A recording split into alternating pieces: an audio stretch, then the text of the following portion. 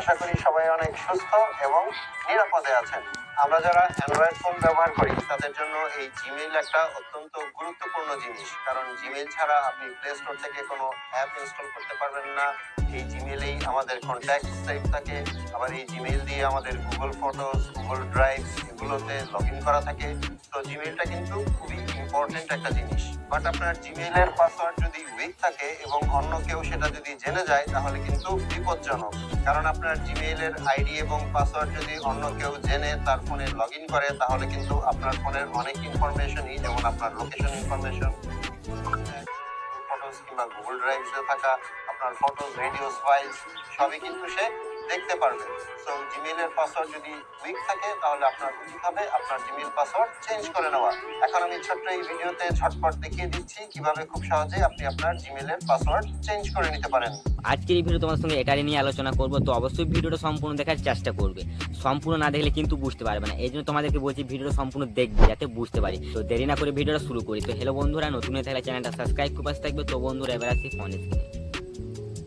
Android phone থেকে জিমেইলের password change করতে চাইলে সবচেয়ে সহজ উপায় যেটা, সেটা হচ্ছে ফার্স্টে আপনি আপনার ফোনের গুগল প্লে স্টোরে চলে যাবেন।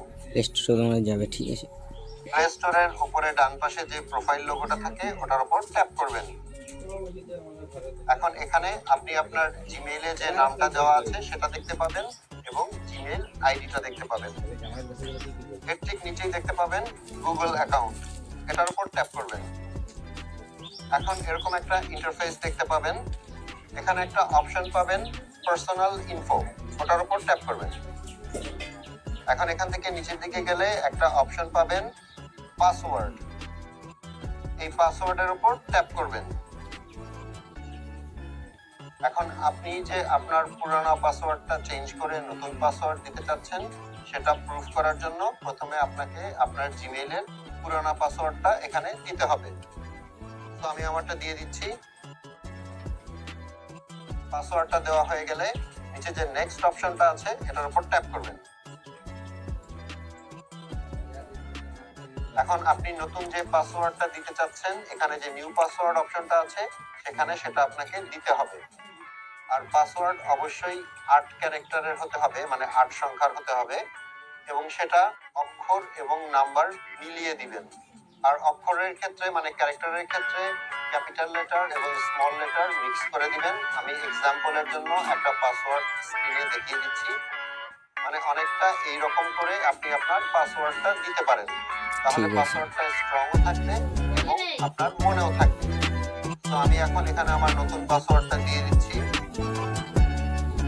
পাসওয়ার্ডটা একবার টাইপ করা হয়ে গেলে নিচে দেখবেন কনফার্ম নিউ পাসওয়ার্ড আরেকটা অপশন আছে, মানে আপনি সেম পাসওয়ার্ড আবার টাইপ করে কনফার্ম করবেন। তো আমি আবার কনফার্ম করে দিচ্ছি। এরপর চেঞ্জ পাসওয়ার্ড যে অপশনটা আছে সেটার উপর ট্যাপ করে দিবেন। এখন এরকম একটা ইন্টারফেস থাকবে পাসওয়ার্ড চেঞ্জড সাকসেসফুলি, মানে আপনি পাসওয়ার্ড চেঞ্জ করতে পেরেছেন। এরপর নিচে বাম পাশে যে অপশনটা আছে ক্লোজ, ওখানে ট্যাপ করে দিবেন। এরপর এখান থেকে বের হয়ে যাবেন। এটা তো গেল সিম্পলি আপনি কিভাবে আপনার পুরনো পাসওয়ার্ড চেঞ্জ করবেন। হ্যালো বন্ধুরা, ভিডিওটা ভালো লেগে থাকলে প্লিজ একটা লাইক। এবার আসি অন্য কোনো ভিডিও।